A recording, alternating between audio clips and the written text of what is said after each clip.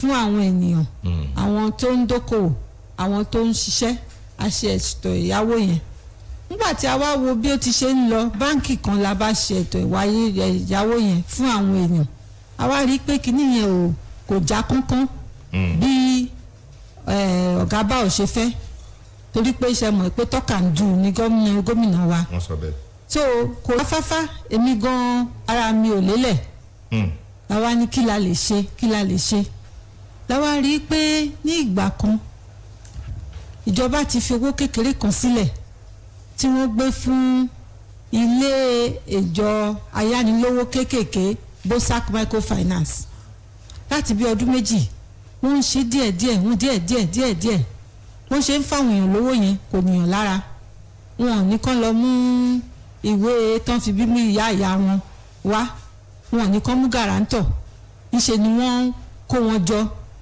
ní alájẹsẹ́kù wọ́n dẹ̀ ń fún wọn lówó owó yẹn dẹ̀ ń padà in fact ṣé mo kí gbogbo wọn aláyàsán ló ń pè wá lẹ́kìtì. aláyàsán. bẹ́ẹ̀ ni orúkọ burúkú tán fún lé wa lọ́wọ́ nìyẹn. a ṣe máa jó ní gbèsè. wọ́n láwọn èèyàn à ń sanwó ṣùgbọ́n lílé tí bosac ṣe tí wọ́n ti mójútó gbogbo owó tí wọ́n gbé jáde ló ń wọlé padà. bàbá ní ǹjẹ́ kò ní í da káfí wá wọ̀rọ̀ kò fi ṣàdá torí pé ọ̀nà kò wọ́n ọjà ni àwòkọ́ ń ké ní gbogbo ìgbà làwa ní ó yẹ kí a tún bá wọn dòwò pọ̀ la bá gbé ọ̀rọ̀ yìí lọ bá ọ̀gá kí ni ká rí ṣe sí ọ̀gá dẹ̀ ti approve owó. ìyẹn gómìnà ọ̀gá bàbá ò wípé ètò ń ṣe ní kéréje yẹn ẹ jẹ́ ká fowó sí káwọn náà fowó sí ṣé mo kí nǹkan tíjọba ń ṣe ni pé tí wọ́n bá fẹ́ bí àwọn ṣe jẹ́ microfinance nsìn ṣe máa pẹ́ àwọn ló ń gbọ́múlé láǹtà owó gbọ́múlé láǹtà ní microfinance máa ń gbé jáde ṣùgbọ́n kí wọ́n má gbé ọrùn àwọn èèyàn wálé láǹtà kọ́ má fẹsẹ̀ jó láǹtà kọ́ má fi gbogbo orí jó láǹtà ìjọba wa ní owó èlé gọbọi yẹn ẹ má gbé láwọn èèyàn wa lọ́rùn àwa fún yín lówó tẹ́ fi máa dí owó èlé yẹn ṣùgbọ́n owó èlé kéékèèké lè máa fún àwọn èèyàn so ọ̀gá tún ti approve 500 million naira. ni wọ́n fi ṣàtìlẹ́yìn ẹ̀yáwó yẹn. 500 million. bẹ́ẹ̀ ni. káwọn ọmọ Èkìtì lè máa rówó yá. bẹ́ẹ̀ ni. láìsí èlé ilé mọ́ sígbó. no kò sí ilé mọ́ sígbó kò sí fọyànjó láǹtà kò sí fi ẹsẹ̀ jó láǹtà mi ò fẹ́ so gbogbo ẹ̀ tán ó yẹ ní. so èyí tí wọ́n ṣe tẹ́lẹ̀ adó nìkan ni. ẹ wo nígbà náà ṣe rí èèlò ni wọ́n fún wọn gbà yẹn wọ́n fún wọn ní 105 mílíọ̀nù. 105 mílíọ̀nù. di ìjọba fún wọn kàn fi dí kínní àwọn náà fowó kù. ìyẹn ni owó yẹn wọ́n ti wá àwọn èèyàn àwọn ẹlòmíì ti yáwó lẹ́ẹ̀mejì tó ti san padà àwọn míì ti yáwó lẹ́ẹ̀mẹ́ta tó ti san padà in fact video recording gan wà torí pé òpùrọ́ ló máa ní ẹlẹ́rìí òun ó ti lọ rajà lẹ́kọ̀ọ́ fídíò wà ta lè fún yín. kì í ṣe pé ọ̀run sìn. no kì í ṣọ̀run. ètò ìrajà lẹ́kọ̀ọ́ ṣì máa padà. ṣé mo pé láyé àtijọ́ tí. ẹlẹ́rìí òun wà lọ́rùn gangan. mo pé téèyàn bá bíbejì tí kan bá ti lọ wọn á ní táyé ńkọ́ wọn á lọ lè kó náà máa ń wí. wọn kì í sọ pé táyé ti kú. ẹ̀yin náà pẹ́ sọ ni. torí àìrógun ikú òjijì lórúkọ Jésù. so ìyẹn báyìí àwa ṣe lánàá ó la ṣe ní aláti jẹ́ kí. ìyẹn ìfilọ́lẹ̀ yẹn aṣelànà tó fi máa yáwó yẹn àwa tẹ̀ wá ṣe ìfilọ́lẹ̀ pé akọ̀fẹ́ ṣe gbogbo àwọn tó ti yáwó tẹ́lẹ̀ gbogbo wọn ló yọjú tí wọ́n wá sọ bí ọ̀rọ̀ yẹn ṣe rí àti ìrírí wọn ìrọ̀rùn tó mú bá wọn ríkọ́ọ̀dù ẹ̀ wà a lè ṣe àríkọ́ọ̀dù fún yín bóyá a lè fi soundtrack sí káàdùn àgbẹ̀ fún àwọn èèyàn létí làwa ní nǹkan tó dáa yìí kò jẹ́ ká ṣe ní bòńkẹ́lẹ́ ó yà ká wá sí Èkìtì lónìí káwọn èèyàn wá bá wa dá sí. wá lórí ètò yìí. bẹ́ẹ̀ ni.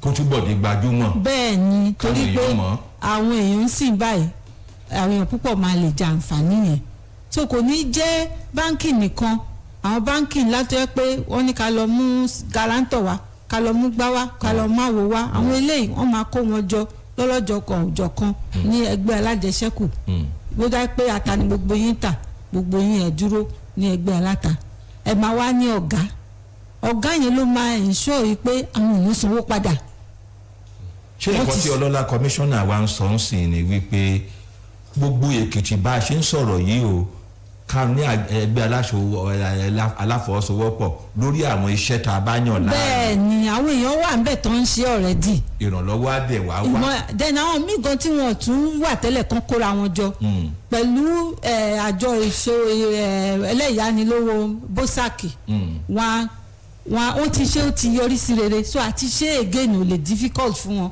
kò lè ní wọn lára so la ṣe wá pariwo ẹ̀ síta pé ẹ máa bọ̀ ọ̀gá báwo tún ti ṣe bẹ́ẹ̀ o bẹ́ẹ̀ ni so lẹ́yìn yẹn a tún wá fẹ́ sọ̀rọ̀ nípa trade fair torí pé trade fair yẹn èròyà ni a ṣerú ẹ̀ rí trade fair tó máa bẹ̀rẹ̀ ní ìjọ tí Monday ló máa bẹ̀rẹ̀ táwọn tó máa tajà tó máa set up by Tuesday pẹ̀rẹ̀ ó máa bẹ̀rẹ̀ Wednesday la máa ṣe opening ceremony flour mills a lọ wá àwọn company jàǹkànjàǹkàn látẹ̀kọ̀ kí wọ́n wá kó ọjà wọn wá kí àwọn èèyàn kan lè rà ní company price. ọ̀gá. ṣe mọ̀ pé ọjà wọn lẹ́kìtì ni. bẹ́ẹ̀ni. ọjà wọn lẹ́kìtì á fẹ́ kí Ọlọ́run kó bá wa wó odi Jẹ́ríkò ọjà wọn yẹn kó bá wa wó lulẹ̀ 7up ń bọ̀. tó tó bá fẹ́ ra ọjà tí 7up ń ṣe wọ́n á lè rà ní company price. flour mills ń bọ̀ ẹni tó bá fẹ́ rajà flour mills wọ́n á lè rà àwọn tó ń ṣe tẹ́rà àwọn náà bọ̀ wọ́n ń ta òróró wọ́n ń ta tòmátì wọ́n ń ta gbá wọ́n ń ta wò Dangote náà àti kàn sí wọn. alágolo àbí eléso tòmátì yẹn. alágolo nídìí eléso ṣe bá wà ń tẹ à ń ṣèso ń bí. ok.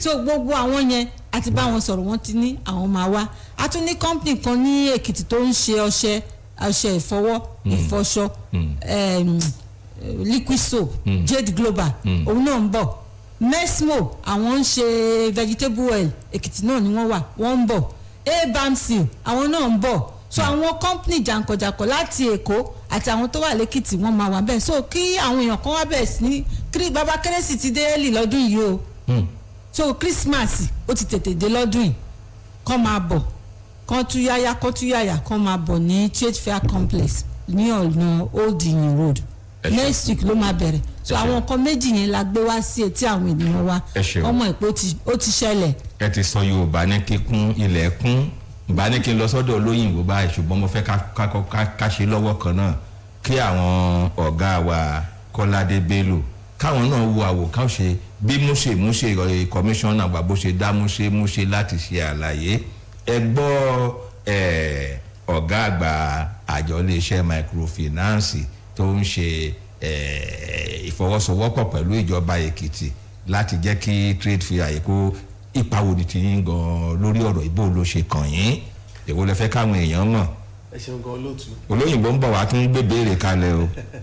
orúkọ mi ni Kọ́lá Bello mo rí pé Kọ́ládé lẹ̀ ń pè é. ok Kọ́lá Bello. torí Bello yẹn àwọn máa ń fi dé sí so mi ò bá yín jà sí yẹn Kọ́lá Bello ni orúkọ mi. ok gẹ́gẹ́ bí kọmíṣánná ṣe sọ lẹ́ẹ̀kan a ti ń bá ìjọba Èkìtì àjọṣepọ̀ ó ti ń tó bí ọdún méjì sẹ́yìn ṣùgbọ́n tí ìjọba ní owó díẹ̀ la máa fún yín kẹfì tí yín kun káwọ́ bẹ́ẹ̀ máa ṣe sí so àwa bẹ̀rẹ̀ ní Adó Èkìtì so ìgbà tó ń rí i pé tí kọmíṣánná rí i pé nǹkan tẹ̀ ń ṣe ó máa jà pé òótọ́ mà ní tó dáwọn náà máa ń ràn èèyàn jáde a máa fún wọn ní report ní ìparí oṣù mẹ́ta tó ń ràn èèyàn jáde tán dẹ̀ rí i pé nǹkan tẹ̀ ń ṣe iye ta ní kẹ́ máa yá wọn lówó náà lẹ́ ń yá wọn wọ́n dẹ̀ ọjà wọn dẹ̀ ń lọ síwájú èèyàn tó lè rí owó ilé ìwé ọmọ san tẹ́lẹ̀ ó ń san wọ́n dẹ̀ pè wá níyẹn pé báwo la fẹ́ ṣe kí gbogbo Èkìtì wọ́n lè jẹ àǹfààní yẹn so wọ́n ti wá gbé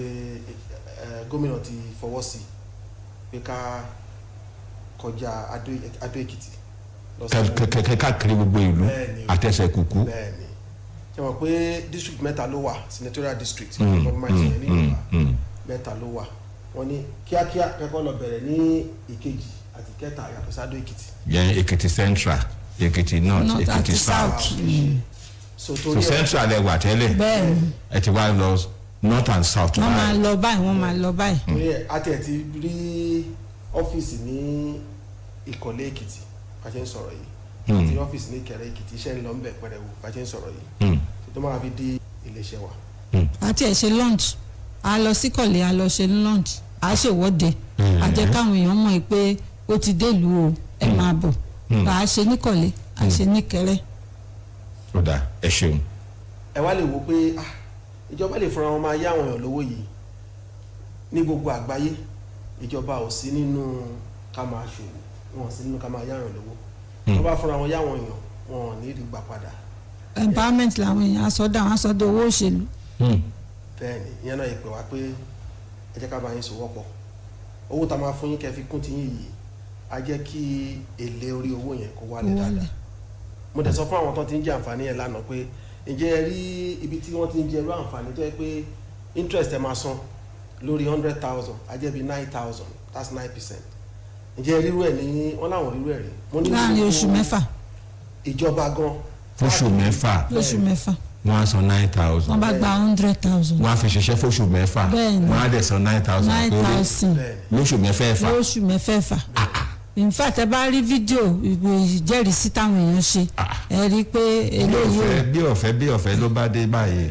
iṣẹ́ ìjọba bá o. èlé tó yẹ ká máa gbà lọ́wọ́ wọn ìjọba ti san owó tán fún wa ìjọba ti san. wọ́n á fi máa dí èrè lẹ́yìn. ó ti yẹ yín sí iṣẹ́ ti yín o amọ̀pẹ́yìn máa sanwó oṣù ẹ máa ṣe gbogbo ẹ o owó tó yẹ kẹ́ gbà lọ́wọ́ àwọn èèyàn wa àwa á fún yín káwọn èèyàn wa ṣáà máa tajà wọ́n lè máa tẹ̀síwájú. ó dà Ayọ̀ let me come to the Commissioner for Trade, Industry, Investment and Cooperatives.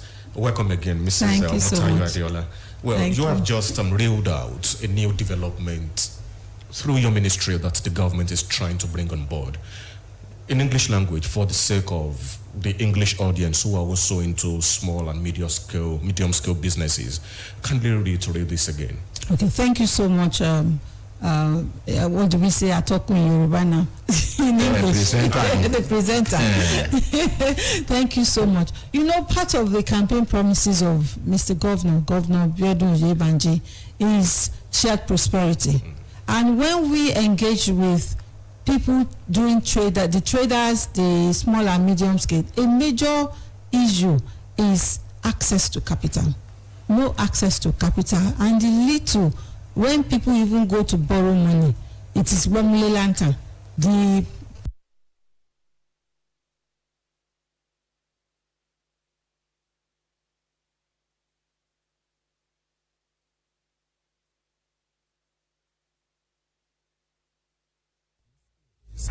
Adamimogo 107.7 FM. Ekiti, the voice of the light. The Nigerian army has taken possibly. Get ready to dive into the latest headlines, Nigerians deported from the United in-depth stories, and breaking updates that matter to you. To face the challenge to be able to fulfill the dream and the aspiration. From local events to global affairs, we've got you covered. Stay with us as we unravel the stories shaping our world today. This is cost is so high.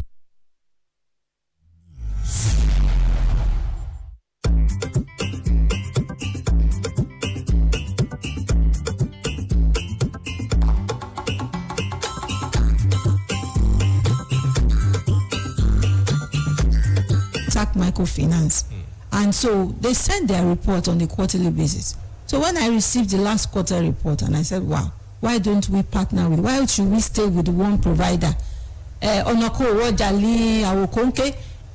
the bank are asking us to bring this, to bring that, and they are slow despite all our fight and all that, why don't we partner? So we wrote a memo. Oga approved graciously, as once you realize that it's for the benefit of everyone in Ekiti. It's approved, and we did the launching yesterday.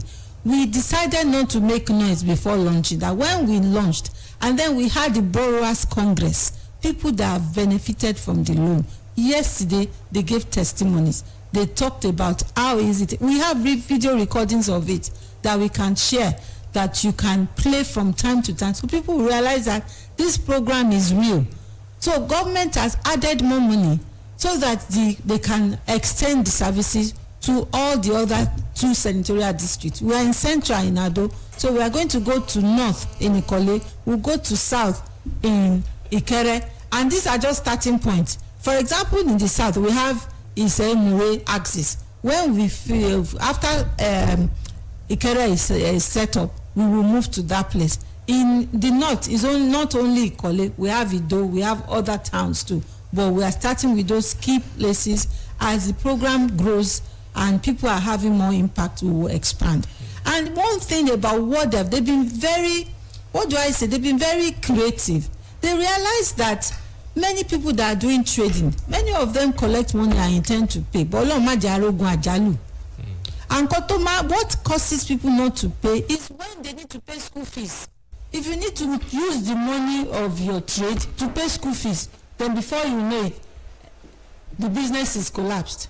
Or somebody is ill, he has to pay hospital bill. You can't have money for trade and not be able to, and you are sick. You will use the money to treat yourself. So they've introduced health insurance and savings for school fees. They've tried it, they've tested it, it's working. So they've layered the loan with those two other insurance and provision. So if you need loan for school fees, they can give you separate from the one from your trade. So we've seen that this is what is really good. It's micro lending. It's for people that are taking money, small money. And the good thing, they don't need to bring guarantor. They cross-guarantee themselves. So that is the creative thing. And that's why we are saying we are pushing this up. The people that can still take money through the big banks, that has, that has guarantor, civil servant guarantor, they can still do. So we will use different means and programs to provide succor to the Ekiti people. All right, let me come to Dr. Kola Bello, Group Chief Executive of Bosak Holdings.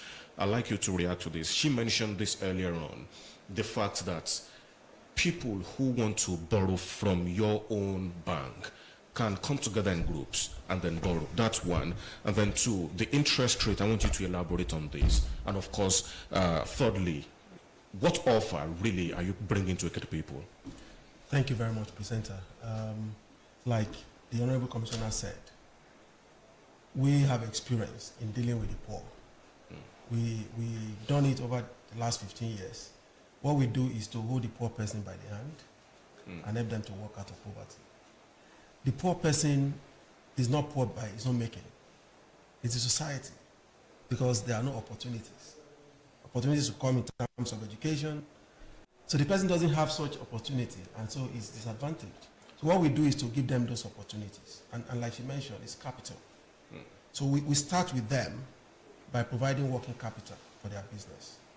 Now, one thing we need to understand is, for those at home who may want to benefit from it, capital doesn't create business opportunity. So there must be an existing business opportunity that will put capital in to grow it. So if you don't have a business you are doing, you cannot borrow. And that's why she mentioned that trade associations, groups come together, and we verify that they are doing business. We will train them, tell them how to treat loans, and that is what the big banks may not be able to do. We will train them. We'll meet with them weekly. We'll train them for 3 weeks. When we are satisfied about their training, we'll now give them loan. Now, one thing about group lending that is quite interesting is they come together. They know their characters. Now, someone may borrow and disappear into the thin air because we don't have data in this society. But in group lending, because they know that the liability for that loan is, there is group solidarity, they will ensure that the person pays back the loan before the person relocates, because they live in the same neighborhood. The bank may not see the person when the person is moving, but the other group members see, and they are aware through the training that the liability will become theirs. So they help us to appraise loans. They know their characters. We've seen cases where people will come behind and tell our loan officers, yes, the 15 of us, we are fine, but this other person never repays loan, so don't give the person loan for it. So they've done the loan appraiser for us. Through their knowledge, information asymmetry that would have been shaded from us, they are able to tell us. And then we disburse to those who are doing well. And we'll tell the person, you need to work with the group, improve your integrity, and then we can consider how well you are doing in the future. So as we lend to them, we also continue to train them. As you repay back your loan, keep money away, savings. So when you want to pay school fee, you have money to pay school fee. And if you do not have enough savings to pay children's school fee. We also give you some level of accommodation. We're happy to pay at even reduced interest rate. We pay it for you, and as you are paying your loan, you may be adding maybe 500 naira to it on a weekly basis as savings to repay that. So you don't have the undulating pattern of their business, because if you look at the poor person, by January they will start complaining. By April they complain. By September they complain. Why? They have paid school fees from their working capital, and that's a problem. So, like the Honorable Commissioner mentioned, we have, designed that into our lending program. We have equally gone beyond that, because what you see is when they are ill, they don't go to the hospital because of the out-of-pocket expense. So the poor person prefers to just take the local herbs or some form of self-treatment, self-medication. And when it becomes very bad, you just see the shop, nobody opens it again, and the loan becomes bad. So what we've done is to build micro health insurance into it as well, such that if you are ill, we are partnering with Ekiti State University Teaching Hospital. They have a primary healthcare unit just by the gate once you enter to your right. So they go there and they are treated. And what they pay for that is just about 700 naira on a monthly basis, which comes to less than 10,000 in a year. So the poor have access to medical care all year round. But the interesting thing is the Honorable Commissioner is working with the Ministry of Health, because the state has an existing health insurance program that will even further bring down the cost to the poor person. So the point I'm trying to make is we work with the poor and bring them out of poverty. And that's why you see the interest rate is reduced. Not because of our money, but because of the support of the state government. And what we want people at home to know is, it's not state money, because we have a liability to recover that amount back and even give it back to the state at some point. But they must repay back the loans. And we work with them to ensure that they achieve all of that. Ẹ̀yin àlejò ẹ máa kó láti ẹ̀kan ọlọ́lá kọmíṣánná ẹ kú jókòó alàgbàkọ́lá ẹ̀ǹlẹ́ ń bẹ̀ o ẹ̀yin náà kú jókòó. Mo rí pé màmá wa Bọ́táyọ̀ Adéọlá àgbà ọ̀jẹ̀ ni yín o ẹ gbólóhùn bí ọ̀jẹ̀ ẹ mú lẹ́nu bí abẹ mo dẹ̀ ń gbádùn bẹ́ẹ̀ ṣe ń dálẹ̀ yẹn ẹ ṣe ẹ̀yin èèyàn wà o. À ń sọ fún yín pé lórí ètò Èkìtì lónìí oníbejì lè tó bí yàtọ̀ sí pé a ní àlejò méjì. À ń sọ̀rọ̀ àǹfààní ìyàwó ẹ̀yin olókòwò kéékèèké láti yọ wá kúrò nínú ìṣẹ́ àti ìyà pẹ̀lú ẹ̀dínwó pínṣín èlé pínṣín tíjọba ti tún gbé òbítíbitì owó kalẹ̀ láti san gbèsè yín. Gbóṣùbà fún báwo ni ẹ ṣe gbòsàmì tẹ́ ẹ ti ń gbọ́ yẹn I like you today bó ṣe jẹ́ nìyẹn. Esma ẹ jẹ́ ká wò báyìí lórí ti ìyàwó yẹn mo ìfẹ́ máa bọ́ sí o ká tó wá fi ti trade fair ká fi ṣe àwọn wo torí ẹ sọ pé wọ́n ti kóra jọ wọ́n yáwó wọ́n fún wọn lówó ẹ̀dínwó ti wà ẹtì ẹ̀ tún ń béèrè lọ́wọ́ wọ́n ń ṣàlàyé wọ́n ń jẹ́rìí sí pé àwọn ti dádúgbò ara rọ̀ mí báyìí. Àwọn wo mọ́ mi ló lẹ́tọ̀ọ́ láti lè yá owó yìí? Ṣé owó arúgbó lè yá ni ọ̀dọ́ lè yá ni àbáwọn òṣòwò pọ́nbélé àbí òkè o ẹni tó ti ẹ̀sìn jẹ́ ẹni tó ti fẹ̀yìntì tó sì lè tọ́ káàkiri díẹ̀ ṣáwọn gan náà láǹfààní ṣé kínní yìí ó kárí ilé kárí oko dé sàlẹ̀ tó dandan mọ́ mi. ṣe rí ó kárí ilé ṣùgbọ́n fún oníṣòwò ni. Oníṣòwò nìkan. láti ní nǹkan tó ń ṣe lọ́wọ́ báyìí bóyá oníṣọ́ọ̀bù tó ti ń tajà oní nǹkan kan tó ń tà kó tó lè sọ pé o fẹ́ yáwó. Tó bá jẹ́ oníṣẹ́ ọwọ́ ńkọ́? Oníṣẹ́ ọwọ́ òun náà lè wà ṣùgbọ́n máa ní nǹkan kan tó ń ṣe. Oníṣẹ́ ọwọ́ bá fẹ́ yáwó ó máa sọ nǹkan tó fẹ́ fi owó yẹn yá tó fẹ́ fi ra irinṣẹ́ ni. Torí pé oníṣẹ́ ọwọ́ àwọn ò ní wẹ́wẹ́ tí wọ́n ń kó sí ṣọ́ọ̀bù tó oníṣẹ́ ọwọ́ á sọ nǹkan tó fẹ́ fi. télọ̀ ń mọ̀ rò bóyá ọmọ rà bẹ̀rẹ̀ oríṣiríṣi machine ló mọ̀ tún wà. iye tó ń fi ṣẹ́rí fún oníṣẹ́ ọwọ́ a tún ti ń ṣiṣẹ́ kan lórí ìyẹn. ìyẹn ti tún lọ lọ́tọ̀ ìyẹn ń bọ̀. ìṣèjàre. fún oníṣẹ́ ọwọ́ àtàwọn mẹkáníìkì ìyẹn a tún máa gbé yẹn jáde in the new year. Mọ́mì àwọn ọlọ́gbọ́n àtinúdá náà wọ́n mọ̀ ń ṣe bẹ̀bẹ̀ láàrin wa èwo lọ́gbọ́n àtinúdá. àwọn tó ń pè ní tó ń create tó ń bóyá kádẹ́rìn pòṣónú bóyá ká. ọ̀tọ̀ tún nìyẹn. ọ̀tọ̀ tún ní. tẹ́rí fún iṣẹ́ kọ̀ọ̀kan ló ní àyẹ̀wò fíní téèyàn láti ṣe. téèyàn máa understand what they call value chain. pé láti bí gbogbo ẹ̀ bó ṣe ń lọ. lórí téèyàn bá understand value chain ló máa mọ tí wọ́n bá ní ìdówó báwo ni wọ́n ṣe lè rí owó yẹn san padà báwo ni they call something transaction cycle and value chain. so tí a bá ti wò la máa mọ kí ló lè fit wọn ṣùgbọ́n fún eléyìí àwọn oníṣòwò tí wọ́n ti ń ṣe òwò tí ìbáàjẹ́rú ló ń tà ìbáàjáta ló ń tà àti ẹ̀ láwọn tó yá lówó tó yẹ pé kinní ló ń ṣe ó ń ta patent medicine àwọn tó ń ṣe patent medicine tí wọ́n ń tó oògùn obìnrin kan wà ní àwọn tí wọ́n interview tó yẹ pé patent medicine ló ń ṣe a ní àwọn míì tí wọ́n ń ta báàgì aláwọn míì tó ń ta provision aláwọn míì tó ń ta abọ́ aléyàn tó ń ta báàgì aléyàn tó ń yan gàrí so àwọn tó yan ẹ̀mẹ́ká àwọn tó yan gàrí wọ́n ní ìdíwó tó fi máa rẹ̀ gẹ́. bẹ́ẹ̀ ni o. tó yẹ pé tó ń bá tí ẹ̀ ti tà tán wọ́n á lè dá padà. bẹ́ẹ̀ ni màmá mi. in fact fún àwọn onígàrí ẹ̀mọ̀ ìṣẹ̀ máa jókòó tí wọ́n nìyẹn because a ní data gbogbo àwọn tó yan gàrí lẹ́kìtì.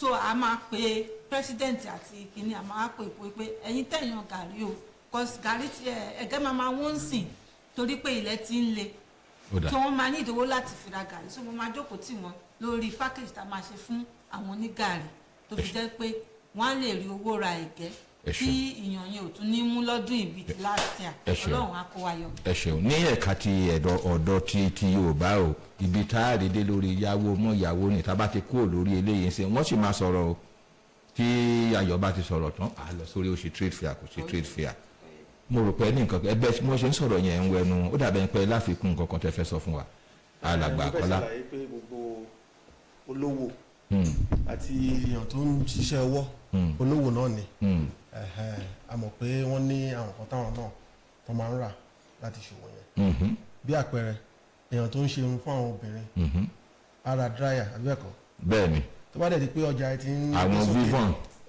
ṣe àwọn kóòmù bẹ́ẹ̀ ni tó bá di pé ọjà ti ń gbé sókè á tún ní ìdòwò láti ra dryer mi. wọn ò bí oní àdírẹ́sì àdá kó mọ́ ní gíláàsì. bó jẹ́ fọkànáìzà náà ni machine tó ń lò a máa darúgbó àbí bẹ́ẹ̀ kọ́ bẹ́ẹ̀ ni ó máa fẹ́ ra machine mi gbogbo wọn la lè accommodate nínú ìtànṣe. ẹ ṣeun Ayọ̀. Well, you still have to react to this both in English and Yoruba language. About 3 questions in one. Okay. First is, what's the minimum and maximum anyone can get? Oh, okay, he can hold on to that. While I put this to you, where people who want to get, where do they go to? And what qualifies anyone to collect this loan? Okay, so Dr. Kolabelo, over to you. Make minimum and maximum of the loan. Who qualifies to get the loan? And of course, where can they access the loan? Thank you very much. We have designed our product such that it is your business that will determine what you can take to start with. The loan is such that it's graduated. If you borrow 100,000 to start with, by the time you pay back that over 6 months, if you do well and your business demands that we move it to 150,000. And if you do well, we'll move it to 200,000, we'll move it to 250,000. So it's graduated. We won't give you too much money that your business doesn't need. So you may apply for loan today, and what we'll give to you is 80,000 to start with, based on what your business needs. The next person may ask for a first-time loan, and we are starting with 150,000 for the person. So the whole idea is your business that will tell us what you need. Because if you give the poor person too much money, they would, even the educated ones, too much money, just waste it. So that's why I told you, we hold them by the hands and support them through the process. But some of them will tell us, no, what I need is 250,000. We'll tell you, what are you selling now? How much are you making? What's the value of your stock? The value of the stock is 100,000. Why do you want to take 250,000? Let's start with another 100,000. Double the stock. Let's watch you manage that. And we support you. Business records, training on how to manage your business. And that's what is different about what we do. We don't just give you money and we go back. Like the Honorable Commissioner said, she was surprised that Ekiti people are paying back loans. Yes. Because we don't just give them money and we walk away. we support them through the process. And that's that about minimum how much you can minimum. The maximum amount you can borrow by the Central Bank of Nigeria's definition of microloans, which I expect to be reviewed shortly because of the Naira devaluation that is ongoing or ending, is 500,000. So now, as of today, the maximum amount you can borrow is 500,000. But in extreme cases, we can look at you and use our discretion and say your business needs more than that, especially if you have borrowed from us multiple times and you are doing well. We don't want your business to be stagnated. We can accommodate you under exceptional cases. All right. Who can access this loan? So where Yes, do people reach out? we have an office in Ekiti currently. Like I mentioned to you, we are going to be in Ikole from January. In fact, our office in Ikole is already operational. There are staff members there. In Ikere, we'll be there from January. The office is undergoing innovation. And yesterday, I've not even discussed with the Honorable Commissioner. When I left, somebody was insisting, why are you not in Ikogosi? For obvious reasons. Now, why are you starting with those 3 places? You must go to Ikogosi first.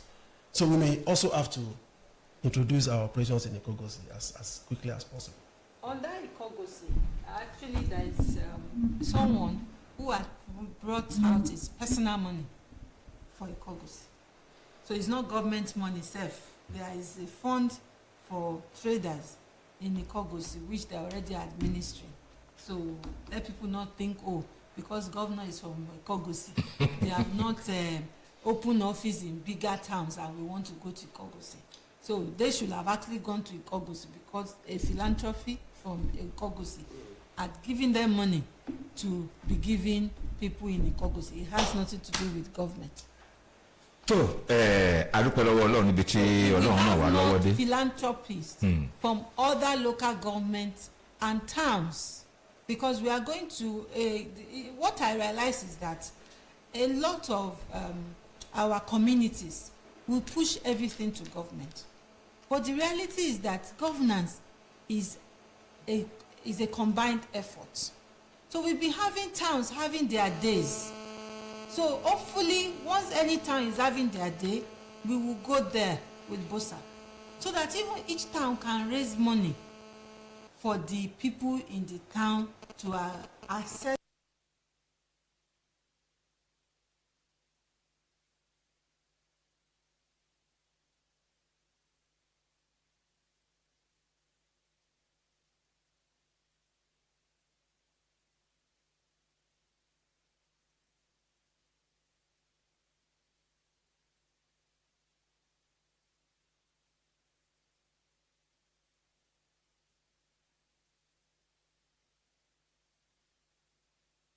Credit, so we will try and start that in the new year, so that this shared prosperity and pulling people from poverty to wealth can be a joint effort. Ẹ ṣeun ọlọ́lá kọmíṣánná wa n tí ẹ̀ ń gbọ́ ẹ̀yin èèyàn wa ní pé ètò yìí o a lè kọ́ àpẹẹrẹ lára gómìnà tó gbé owó sílẹ̀ pé kán fi kí èlé ìyàwó kó lè wálẹ̀ a tún gbọ́ pé ọlọ́dàn nìkan tún gbówó sílẹ̀ adẹ̀ láwọn olówó dáadáa láwùjọ wa kì í ṣe èèyàn kan gbòsì nìkan kan ló lè gbégbó sílẹ̀ fún ìrọ̀rùn àwọn èèyàn wa. Níkọ̀lé aléyàn kan náà tó ṣe níkọ̀lé tó ṣe níkọ̀lé tí ò ní kan ṣe pẹ̀lú ìjọba. Kó kárí ilé ẹ̀yìn ọlọ́lá wa. ìyẹn ni mo sọ lẹ́ẹ̀kan pé operations wa wà níkọ̀lé ṣùgbọ́n mo kàn ń pẹ́ sọ̀rọ̀ ó dájú commissioner àti fún ọ̀sán síta. kì í ṣe ìjọba ló ṣe yẹn. ẹ fi látìlẹ́yìn. èèyàn kan níkọ̀lé ló ní kíní tí wọ́n ń ṣe ládó tíjọba ń ṣe àdàkóhùn náà lè ṣe sílùú òun. Gbogbo local government capitals àti LCDAs a lè rí èèyàn náà lọ́dọ̀ yín o Ọlọ́run ò ní sọ wá sóko kò sí. olóòtú ẹ̀jẹ̀ má bínú èèyàn kan náà ti sọ fún wa ní sátidé tó ń bọ̀ yìí wípé ká wá bá wọn ṣèpàdé ní Òkè Mẹ́sì wípé àwọn náà ronú láti bẹ̀rẹ̀ irun kan bẹ́ẹ̀ ní Òkè Mẹ́sì láti fún ìjọba lọ́wọ́ kó lè tètè kárí gbogbo ìpínlẹ̀ Èkìtì. Torí ìgbélárugẹ mẹ̀kúnnù yìí náà. nígbà tí wọ́n ní kan tá à ń ṣe ni tó dẹ̀ fúnra wọn fojú rí. Ẹ ṣeun ó yẹ kí a fààyè gba àwọn èèyàn láti máa dá sí wa báyìí ṣùgbọ́n torí pé bí ọ̀rọ̀ àtijẹ́ àtimú àtàtà ọ̀rọ̀ bó ṣe ṣe kókó nínú tá a gbé kalẹ̀ ní àárọ̀ yìí ọ̀rọ̀ owó la màmá ń sọ yìí ọ̀rọ̀ ajé mà ní lágbára Ọlọ́run ajé á bá gbogbo wa gbé ẹ jẹ́ ká wá sọ̀rọ̀ ìpàtẹ gbogbo ń ta fẹ́ fi sọ̀rọ̀ ìpàtẹ yìí dọ́tun ló sì kò yẹ kó ju ìṣẹ́jú mẹ́wàá torí àsìkò ti lọ mọ́ mi mọ̀ fọ́rọ̀ wà lẹ́nu yín ṣùgbọ́n ẹjọ́ ẹ ṣàánú wa. ẹ ṣe o olóòtú ẹ wo èròyà ní o nípàtẹ yìí ṣe mọ̀ pé kí ọ̀gá Báò tó dé kí gómìnà Báò tó dé 2014 ni wọ́n ti ṣe ìpàtẹ trade fair lẹ́kìtì last. 2024 ládẹ̀ wáyé. àwa ṣe ní 2022 lẹ́yìn ọdún mẹ́jọ àwa ṣe kan ní 2022 a tún fẹ́ ṣe kan ní 2024. ṣé ẹ rí trade fair yìí ẹ má jókòó sílé o ẹni bá jókòó sílé nǹkan rere á fò nǹkan rere ò ní fò wá kọ́dún tó parí o torí àwọn tá à ń kó bọ̀ tí wọ́n fẹ́ wá máa ta ọjà fún wa ní company price. lọ́pọ̀ kó ọ̀yọ̀kú. ó jẹ́ pé tá a bá miss opportunity yìí. ó tún di next year o. a sanwó mọ́tò dẹ́kù. ẹ san mọ́tò dé. a san dé pọ́tà. ẹ wo ẹ san dé wọrí gan bó ṣe ń lọ yìí. a tún wá sanwó ẹrù. so ẹ jọ flower mills ń bọ̀ 7up ń bọ̀ Cadbury ń bọ̀ PZ ń bọ̀ Dangote ń bọ̀ mọ́sáàkì náà máa wà níkàlẹ̀. Dangote sìmẹ́ntì ló ń kó bọ̀ ní àbí petrol. ó ń ṣe flour ó ń ṣe salt ó ń ṣe sugar then gosi water náà ó ń bọ̀. so kí a má jẹ́ kí ọkọ̀ yìí kó fi wá sílẹ̀ ká wá ṣe shopping tó fi jẹ́ pé nǹkan tá a máa nídìí gan ní next year á ti rà lówó pọ́kú sílẹ̀ nsìn then mọ́sáàkì náà máa mú kalẹ̀ síbẹ̀ àwọn tó bá fẹ́ wá gba fọ́ọ̀mù àwọn ẹgbẹ́ tó fẹ́ yáwó kí wọ́n wá rí wọn ní trade fair o ẹ wá sí trade fair a sì ń bàjọba sọ̀rọ̀ kọ́lọ́n jẹ́ ká rí approval pé ká lè rí mọ́tò tí ó lè kó àwọn èèyàn ní àwọn oríkò kankan bóyá láti ibì kan sí trade fair kọ̀sán àwọn kan ní trade fair owó mọ́tò kìíní kan then láti àwọn local government wọ́n máa ní stand wọn gbogbo nǹkan tí wọ́n táwọn ṣe ní each local government wọ́n máa wá ṣe display local government máa ní day wọn tiwọn tó bá jẹ́ pé Ekiti West ló ti wá ìjọ local government yẹ ó yẹ kó wáyé wọn sí tẹ̀wọ̀ nǹkan táwọn aráàlú náà ń ṣe so each local government wọ́n máa ní day wọn tó máa ṣe kálukú ló máa lọ́jọ́ ìyàsọ́tọ̀ ló máa dọ́jọ́ ìyàsọ́tọ̀ tí wọ́n máa jó tí wọ́n máa kọrin tí wọ́n máa fi nǹkan tó wá tà tí wọ́n máa fi hàn tó máa ṣàfihàn ẹ̀jẹ̀ tó tiẹ̀ ṣe pabambara ẹ̀ ni pé àwọn tó wà mú bọ̀ látẹ̀kọ́ tí wọ́n máa wá ta ọjà ní company price torí pé àdìdí ìgbé yẹn ni pé ẹjọ́ ẹ má jẹ́ kébi ó pa wá kú lẹ́kìtì I need the assistant yín a fẹ́ kí àwọn èèyàn wá lè rí ọjà Christmas rà ní owó ọ̀pọ̀kú ọ̀yọ̀kú. ìyẹn ni pé àwọn tó bá fẹ́ ṣe alágbàtà ní ilé iṣẹ́ kọ̀ọ̀kan wọ́n lè rí àyè láti bá wọn sọ̀rọ̀ lójúkorojú níbẹ̀. wọ́n lè rí àyè tó bá pa àwọn èèyàn dẹ̀ fẹ́ rà fúnra wọn tí kì í ṣe àgbàtà wípé mo nídìí nǹkan òróró company tó ń ta òróró látẹ̀kọ́ àmọ́ pé iye tó bá ta ní trade fair ó máa cheaper ju èyí tí alágbàtà ti sọjà dọ̀ wọ́n tó máa tà nígboro. ẹ ṣeun alàgbà Kọ́lá Bello ìbéèrè tó kù tí mo fẹ́ béèrè lénìí lélẹ́yìí kì í ṣe ìbéèrè tó gbẹ̀yìn o torí a sì máa rí yín a dẹ̀ sì máa béèrè lọ ṣùgbọ́n lórí ètò yìí o mi ò ní kọjá ìbéèrè yìí lénìí. ẹ káàbọ̀ sí Èkìtì àdúpẹ́ pé ẹ ti ṣokùnfà ìjọba wọlé sí Èkìtì ẹ̀yin gan tọ̀wọ̀ ẹ rí páwọn ènìyàn Èkìtì dùn ǹjẹ́ ẹ ní èrò wípé ẹ lè gbé microfinance bank yìí yàtọ̀ sí pé ẹ̀ ń ṣe ìyàwó káàkiri àwọn ìjọba ìbílẹ̀ kan lẹ́kìtì kí ẹsẹ̀ iléeṣẹ́ yín kó lè múlẹ̀ lẹ́kìtì káwọn èèyàn túbọ̀ lè ní àǹfààní sí ọ̀dọ̀ yín ṣọmọ Èkìtì lẹ́yìn Kọ́lá. ọmọ Èkìtì ni mí torí ọmọ Ìjẹ̀rò ni. I rest my case ẹ ń láti gbé kí lè wí. Ìjẹ̀rò níyàwó ẹ̀. ok àná lẹjẹ fún wa lẹ́kìtì. tẹ bá sọ fún bàbá ìyàwó mi pé àná ni mo jọ ọmọ ní ọmọ ọlọ́mọ ni. ẹ ò la náà ẹ ò fi ok ibi ti di ilé yín ó yá ẹsẹ̀ kan pè nílé ẹsẹ̀ kan pè lóde à ń retí microfinance bank yín lẹ́kìtì yàtọ̀ sọ́dọ̀ ìyàwó ìjọba yìí o. ṣẹ́ni olóòtú àwọn nǹkan tíjọba fi lélẹ̀ yìí kò ń ṣe nǹkan tá a máa gbé kúrò ń bẹ̀ tó bá dọ̀la. ó ti wà láéláé. ìjọba ti yọwọ́ nínú pé mo dẹ̀ mọ̀ pé wọ́n ní yọwọ́ pé ó wà ń bẹ̀ títí ayérayé ni àti ṣé láwọn ìpínlẹ̀ mi ìfẹ́ dárúkọ wọn kó má dà pé a tún ìjọba Èkìtì là ń tì síwájú ṣe ìjọba mi àwọn bí mi ta ti ṣe ta ti bẹ̀rẹ̀ láti bí 12 years ago ó sì wà ń bẹ̀ dọ́là táwọn ràn wọ́n lọ́wọ́.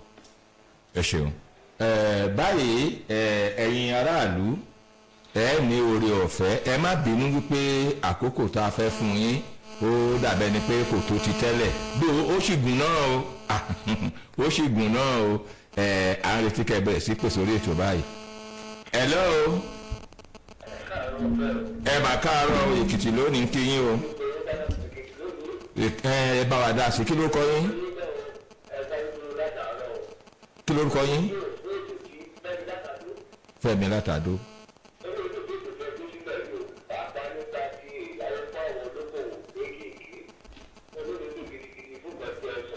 ṣé ẹ wá sí trade fair.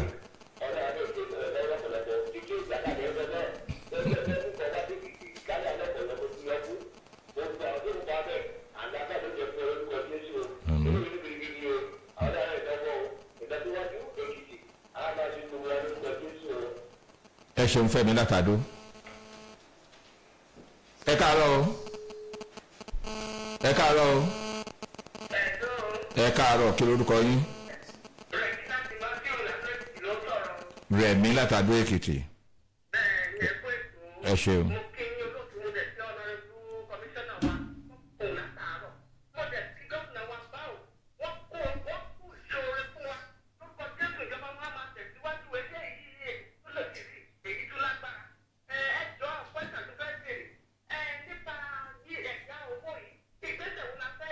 Come on, the trade fair. Come on, trade fair.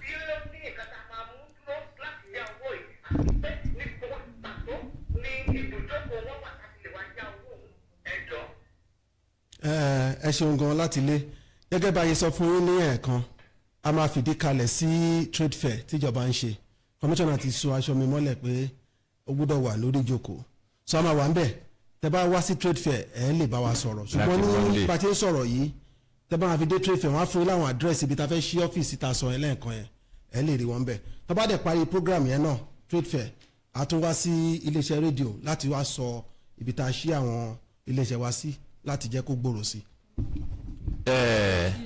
ọlọ́lá commissioner ẹ lọ́rọ̀ sọ. látijọ́ Tuesday kẹ́ máa bọ̀ ní trade fair ìjọ Wednesday gangan ni opening ceremony tá a máa ṣe tó máa lárinrin ẹ máa bọ̀ ní trade fair bósáàkì ó máa mú ìkàlẹ̀ síbẹ̀ question tẹ́ bá fẹ́ gbogbo ìbéèrè wọn máa wà ń bẹ̀ láti dá yín lóhùn ẹ túyáyá gbogbo àwọn alájẹṣẹ́kù àwọn ìsọ̀rí àwọn ẹgbẹ́ tí wọ́n mọ̀ pé àwọn fẹ́ yá lára owó tí a ṣẹ̀ṣẹ̀ gbé kalẹ̀ yìí ẹ máa bọ̀ ní trade fair kẹwàá meet ti bosac ẹ pé ẹ sọ fún alára ẹ sọ fàjèrò ẹ sọ fún ọ̀rọ̀gúnléèlà ẹ sọ fún gbogbo ọmọdé àtàgbà trade fair Èkìtì o bosac tó ń ṣe ẹ̀yáwó ó fi kalẹ̀ síbẹ̀ o bosac nìkan kọ́ àwọn other banks náà máa wà ń bẹ̀ ṣùgbọ́n fún eléta lunch lánàá yìí wọ́n máa wà ń bẹ̀ tètè máa bọ̀. 08130132097 ní nọ́mbà wa lẹ́ẹ̀kan sí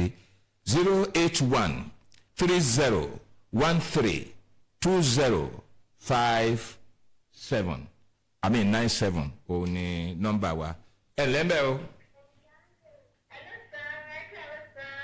hello ẹ ǹlẹ́ o. kí ló kọ yín. Olúwafẹ́mi látàdó. à ń gbọ́ yín.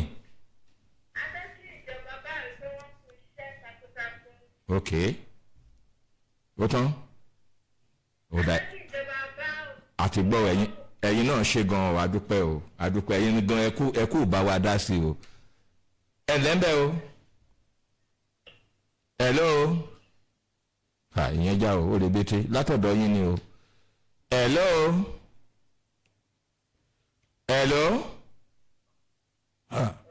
ẹ káàárọ̀ o ẹ káàárọ̀ o ẹ ṣeun kí lórúkọ yín.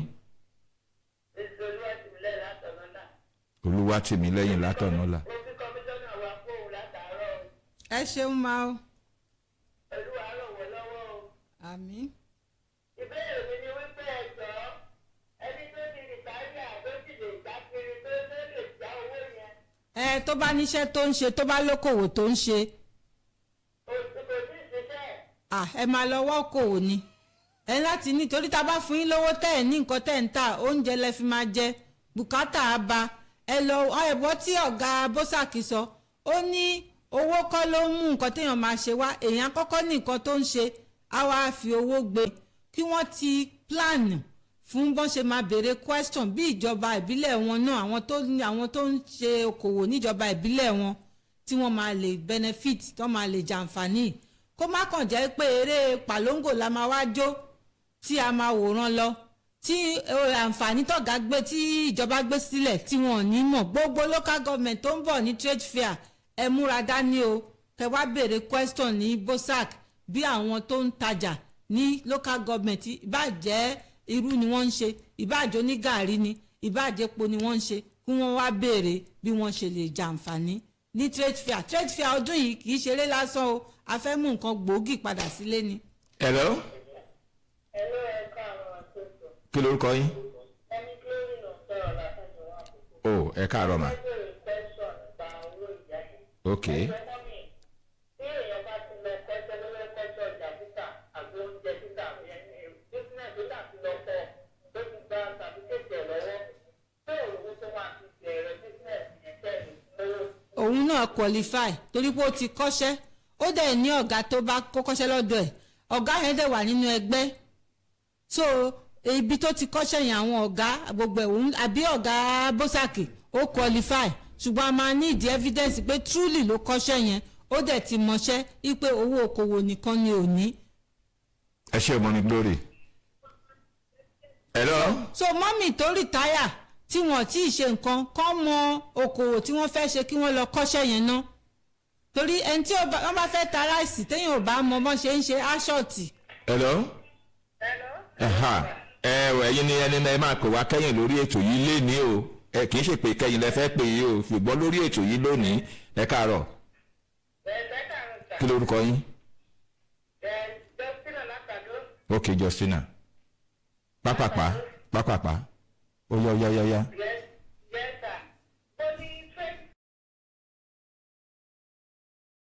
ó di ìyìn róòdù ní o ibi tí adétìlóye wọ̀ ló wà. ọ̀nà ìyìn ibẹ̀ ni trade fair complex wà. látàárọ̀ títí dìrọ̀lẹ́ láti Tuesday títí di Saturday ni a máa parí la máa ṣe oko 14th ìjọ ní 14th bọ́ sí ṣé Saturday ni àbí Sunday. ọ̀rọ̀ 14 náà ẹ ṣeun tó mọ́mí wa níwọ̀nba àkókò péréte tí ó kù yìí àti ọlọ́lá wa ẹ jẹ́ ká bóyá ìṣẹ́jú kankan. lóṣùkù tá a fẹ́ sọ bá. nítorí ó ṣe kú. mo fẹ́ sọ fún àwọn ará ilé ni pé tí èèyàn kan bá ní ẹni láti san owó kan láti gba fọ́ọ̀mù láti gbowó ní bosac irọ́ náà ń pa fún yín o ẹ má dá wọn lóhùn o. fọ́ọ̀mù ọ̀fẹ́ ni o ẹ má san owó láti gbowó kankan o láti sanwó àti ẹ̀yin tẹ́ bá ti ń sanwó yín déédéé tí èèyàn kan bá bá yín ipò olówó kan tó yẹ ká ìsan yàtọ̀ sí owó ta ti fún yín ìwé ta fún yín níwèé pélébé iye tẹ́ wọ́n máa san rèé ẹ má dá wọn lóhùn o ẹ má dá wọn lóhùn then ibi tá a wà ní Adó Èkìtì olóòtú ẹjẹ ń sáré sọ fún wọn ní A to Z Plaza ní Fayose Market opposite CAC Ọgbà Aláyọ̀ ibẹ̀ ní iléeṣẹ́ wa wà ní Adó Èkìtì. àti trade fair náà. lẹ́yìn ẹ̀kúnrẹ́rẹ́ àlàyé ẹ máa bọ̀ ní trade fair tí trade fair bá wá parí tẹ́ ẹ tún sì fẹ́ rí wọn ẹ lọ sórí ọjà Fáyọ̀ṣe wọn á wà níbẹ̀ so gbogbo àwọn èèyàn mi nílé ẹ má gbàgbé o ìjọba bá o ọ̀gá gan wọn ń sùn ìjọ tó máa send message sí mi òrukànjọ́ ni wípé kọmíṣánná kí là ń ṣe lórí ọ̀rọ̀ àwọn ẹlẹ́yàwó yìí so trade fair ẹ máa bọ̀ ẹ wá ṣoríire ẹ ṣeun o. ẹ ṣeun. ẹ̀yin tí ẹ bá wa sọ̀rọ̀ lórí Facebook wa máa rí yín ṣùgbọ́n ẹ má bínú àpá yín tì o àṣà yín tì a mọ̀ pé gbogbo ìgbà lẹ máa ń wo Facebook yìí lẹ máa ń wo mo rí gbogbo ń tẹ́ ti kọ́ rẹpẹtẹ ṣùgbọ́n ewu ń tá a gbé kalẹ̀ lẹ́ni àlejò odidi méjì ni mo ní àwọn èèyàn kòǹgbà méjì ọ̀rọ̀ dẹ̀ pọ̀ tó títí jíjọ́ mẹ́jọ ayọ̀já máa relé. Well, very many thanks to our guests for today, Honorable Commissioner for Trade, Industry, Investment and Cooperatives, Mrs. Omotayo Adeola. Thank you for your time on the show. Thank you so much. And also Dr. Kola Bello, the Group Chief Executive of Bosak Holdings. Thank you very much. Thank you so very much. All right, that's the size of the show. Do well to join us again next Thursday, 10 in the morning. Until then, Ayo Ayedun is my name. Bye for now.